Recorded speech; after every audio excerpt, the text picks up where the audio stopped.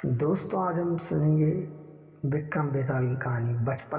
बचपन में अपन ने बेताल पच्चीसी दूरदर्शन या और भी चैनलों में देखी ही हुई है, लेकिन उसी की मैं आज आपको एक कथा सुनाऊंगा। बहुत पुरानी बात है। धारा नगरी में गंधर्व सेन नाम का एक राजा राज करते थे। उनकी 4 रानियां थीं। उनके 6 लड़के थे जो सब के सब बड़े ही चतुर और बलवान थे। संयोग से एक दिन राजा की मृत्यु हो गई और उनकी जगह उनका बड़ा बेटा संग गद्दी पर बैठा।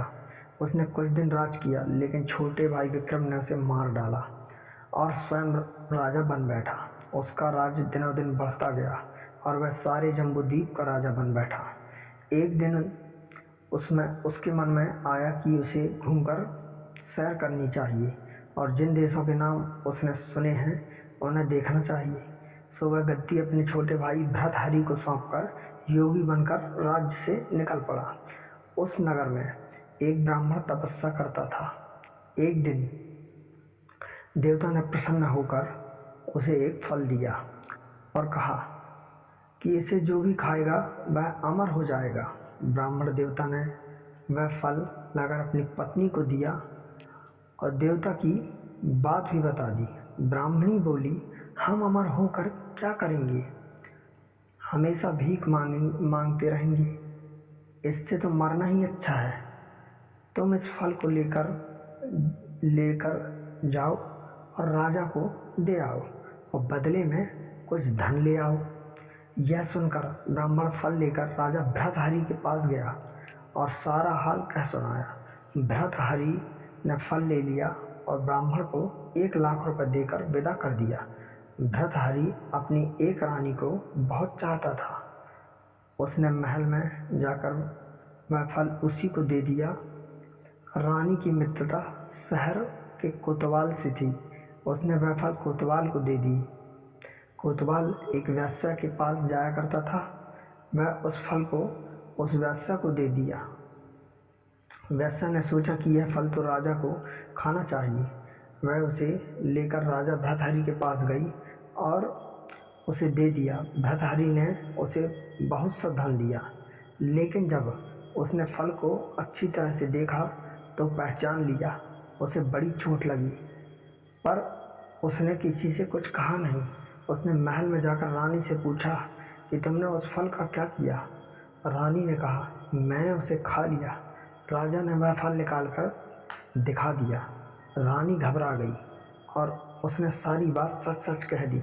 भृतहरि ने पता लगाया तो उसे पूरी बात ठीक ठीक मालूम हो गई। वह बहुत दुखी हुआ। उसने सोचा, यह दुनिया माया जाल है, इसमें अपना कोई नहीं। वह फल लेकर बाहर आया और उसे दिलवाकर स्वयं खा लिया। फिर राजपाट छोड़ योगी का भेष बना जंगल में तपस्या करने चला गया। भृतहरि के जंगल में चले जाने से विक्रम की गद्दी सूनी हो गई। जब राजा इंद्र को यह समाचार मिला तो उन्होंने एक देव को धारा नगरी की रखवाली के लिए भेज दिया। वह रात दिन वहीं रहने लगा।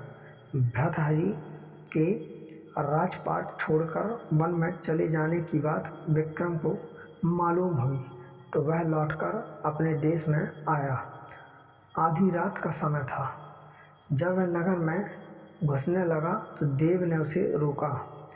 राजा ने कहा, मैं विक्रम हूँ, यह मेरा राज है, तुम रोकने वाले कौन होते हो?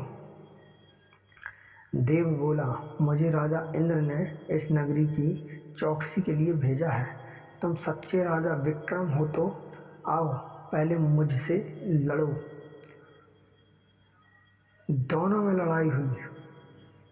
राजा ने जरा सी देर में देव को पछाड़ दिया। तब देव बोला, हे राजन, तुमने मुझे हरा दिया, मैं तुम्हें जीवन दान देता हूँ। इसके बाद देव ने कहा, राजन, एक नगर और एक नक्षत्र में तुम 3 आदमी पैदा हुए थे। तुमने राजा के घर में जन्म लिया, दूसरे ने तेली के और तीसरे ने कुम्हार के। तुम यहाँ का राज करते हो। तेली पाताल का राज करता था। कुम्हार ने योग साध कर तेली को मारकर शमशान में पिशाच बना सिरस के पेड़ से लटका दिया है। अब वह तुम्हें मारने की फिराक में है, उससे सावधान रहना। इतना कहकर देव चला गया और राजा महल में आ गया। राजा को वापस आया देख सबको बड़ी खुशी हुई। नगर में आनंद मनाया गया। राजा फिर से राज्य करने लगा। एक दिन की बात है कि शांतिशील नाम का एक योगी राजा के पास दरबार में आया और उसे एक फल देकर चला गया। राजा को आशंका हुई कि देव ने जिस आदमी को बताया था कहीं यह वही तो नहीं है।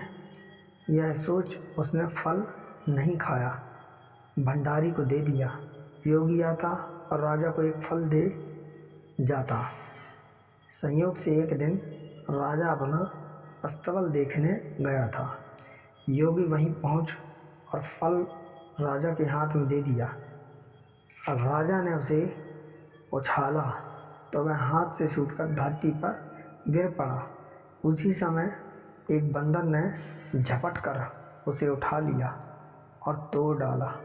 उसमें से एक लाल निकला जिसकी चमक से सबकी आंखें चौंधिया गई। राजा को बड़ा आश्चर्य हुआ। उसने योगी से पूछा, आप यह लाल मुझे रोज क्यों दे जाते हैं लाल फल? योगी ने जवाब दिया, महाराज, राजा, गुरु, ज्योतिषी, वैद्य और बेटी इनके घर कभी खाली हाथ नहीं जाना चाहिए। राजा ने भंडारी को बुलाकर पीछे के सब फल मंगवाए। तोड़वाने पर सब में से एक एक लाल निकला। इतने लाल देखकर राजा को बड़ा हर्ष हुआ। उसने जौहरी को बुलाकर उनका मूल्य पूछा। जौहरी बोला, महाराज, ये लाल इतने कीमती हैं कि इनका मोल करोड़ों रुपयों में भी नहीं आंका जा सकता है। एक एक लाल रत्न एक एक राज्य के बराबर है। यह सुनकर राजा योगी का हाथ पकड़कर गद्दी पर ले गया। बोला, योगी राज, आप सुनी हुई बुरी बातें दूसरों के सामने नहीं कही जाती। राजा उसे अकेले में ले गया। वहाँ जाकर योगी ने कहा, महाराज, बात यह है कि गोदावरी नदी के किनारे मसान में से एक मंत्र सिद्ध कर रहा हूँ। उसके सिद्ध हो जाने पर मेरा मनोरथ पूरा हो जाएगा। तुम एक रात मेरे पास रहोगे तो मंत्र सिद्ध हो जाएगा। एक दिन रात को हथियार बांधकर तुम अकेले मेरे पास आ जाना। राजा ने कहा, अच्छी बात है। इसके उपरांत योगी दिन और समय बताकर अपने मठ में चला गया।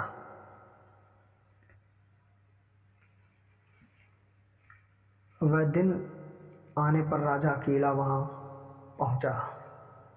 योगी ने उसे अपने पास बिठा लिया।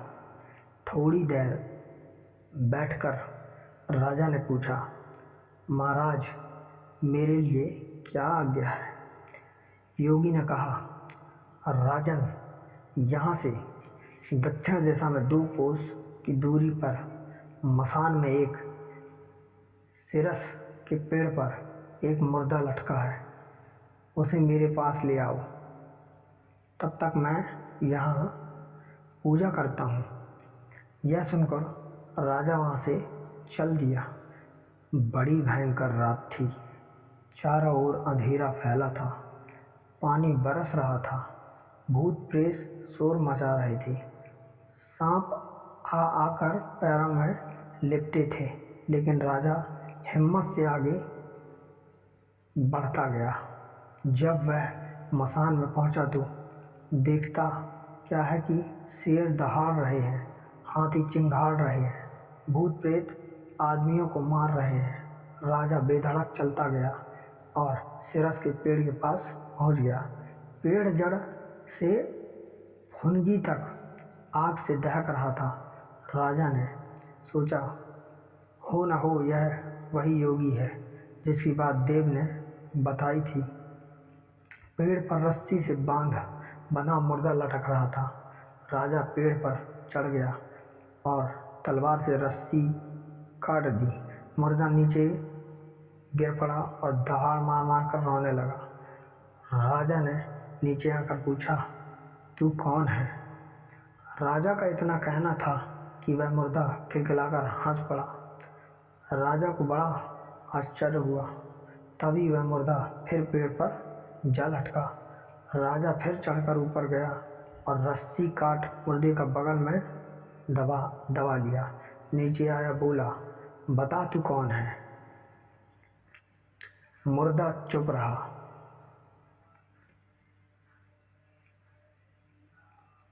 तब राजा ने उसे एक चादर में बांधा और योगी के पास ले चला। रास्ते में वह मुर्दा बोला, मैं बेताल हूँ, तू कौन है और मुझे कहाँ ले जा रहा है?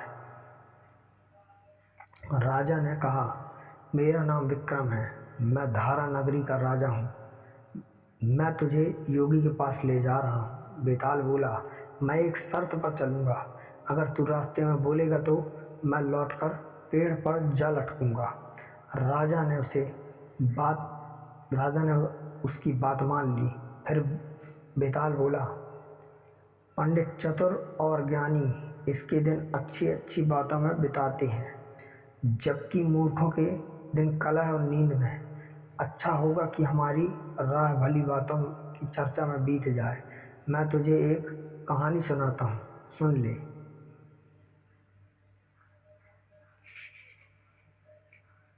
दोस्तों, ये यहाँ से बेताल पच्चीसी की कहानियाँ स्टार्ट होती हैं। आगे का पार्ट मैं इसके बाद बनाऊँगा। अभी ये यहाँ तक ही मैं छोड़ता हूँ। इसके आगे का पार्ट मैं आपको आगे बतलाऊँगा। और अगर आपको ऐसी ही कहानी सुनना पसंद है तो इस चैनल को सब्सक्राइब और प्रेस द बेल आइकन, ताकि आपको आने वाली पार्टों की इन्फॉर्मेशन मिल सके। धन्यवाद।